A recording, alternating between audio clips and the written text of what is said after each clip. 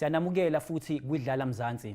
Now, Brutal Fruit Netball Premier League came back this season and changed the rules by offering participants more exciting benefits. The brand's commitment to changing izinga nanendlela lomdlalo wabesifazane ubukeka ngawo emphakathini has been raised to greater heights. And of course, konke lokhu wouldn't have been possible without the sponsorship of Brutal Fruit, whom I had the chance to speak to its marketing manager, Khudzi, about the growth of their partnership ne Netball South Africa. Zibonele.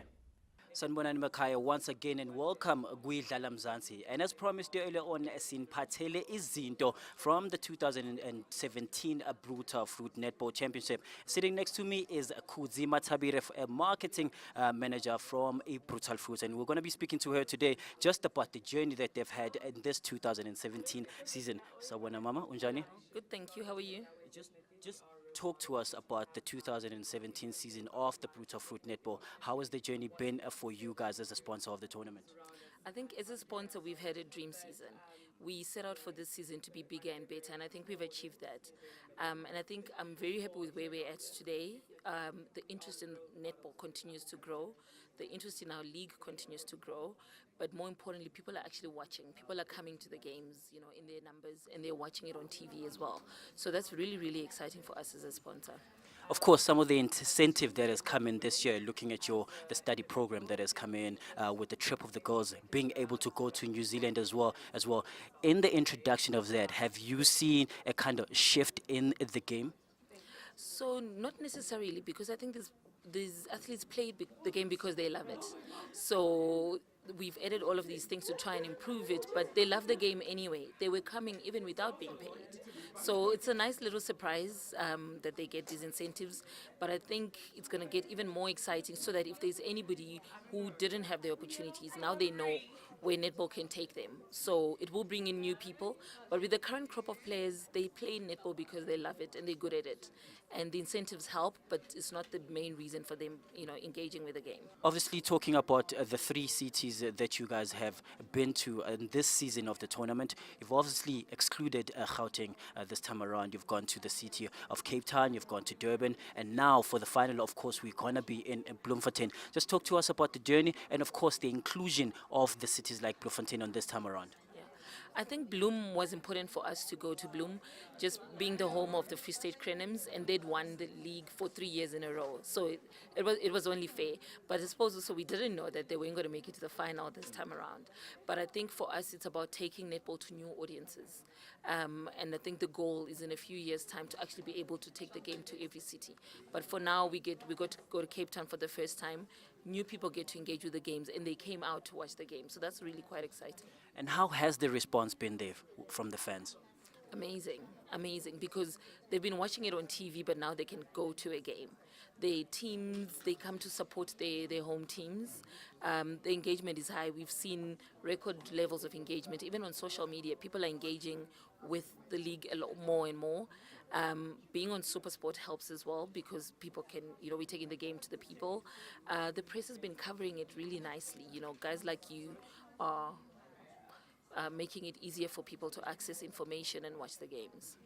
Of course, this time around, we are going to have a new winner. The past 3 seasons, we've been having the Free State Crenhams winning the tournament, and now there's a possibility there's going to be a new winner. How exciting is this for you guys as a sponsor? It's very exciting. That's what you want. I think, you know, people stop paying attention sometimes because it becomes very predictable.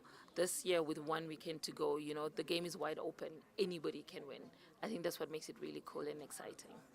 There you have it, ladies and gentlemen. At home, it's still idlala Mzansi, and we're here at the Brutal Fruit and Netball Captains Engagement, and we're sitting with Khudzi, who's the marketing manager at Brutal Fruit. It's been an amazing journey, with only coming into the semi-finals with 1 loss in the first weekend against the Fireballs. So it's been an amazing journey. We've learned a lot, we've grown a lot, and we, especially from struggling and losing in the first weekend to getting back our momentum and to ending into the semi-finals. Sitting next to me is Tshina Mdau, the vice captain from the Gauteng Jaguars. Tshina, thank you very much and welcome to the show. Thank you for having me. This time around, of course, the biggest thing is the Free State Crenhams are not going to be in the finals. And of course, you guys are in the semi-finals. A possibility of a Gauteng derby coming up. How excited are you guys? We're extremely excited. Hopefully we go to the finals and pull it through as a Jaguars. It's a big shock that the Cranems aren't in the finals or semis. They are a great team, just unfortunately didn't work out for them this season. And a Gauteng derby would be, I think, fantastic. But I mean, it's up for grabs for any team. This season of the tournament, me and you had a chat in the start at the launch and how you guys have been mentioning how you're planning to prepare for the 2017 season. Has that come out the way that you wanted it in the beginning? And how has the journey been for you guys this time around? We're trying to keep it consistent and build as a team and develop. I think throughout the season, we have shown a bit of the characteristics I described at the beginning, and we are still building on those to get the final outcome that we're looking for. Let's switch this a bit. Certain incentives came in this time around. Obviously, the trip to New Zealand, the little money that keeps coming in every week, with the study program as well. How has that changed the dynamic of the game for you guys, and how that has benefited you guys on your side? I mean, any little bit of incentive just pushes any individual further. So as a team or as players, if we put it that way, it has boosted us to have more confidence and have a goal and kind of have some sort of result to see what we've been putting in has been acknowledged and is seen. So it's great to have all those incentives and opportunities given to us, and hopefully we utilize them. Gauteng Jaguars, you guys haven't had the chance to actually play at home. So this time around, you had to run away from your fans. How has the pressure been in the outside? How have the other fans from the other provinces been able to to hold you guys strong, especially coming up to this level? Fans are everywhere.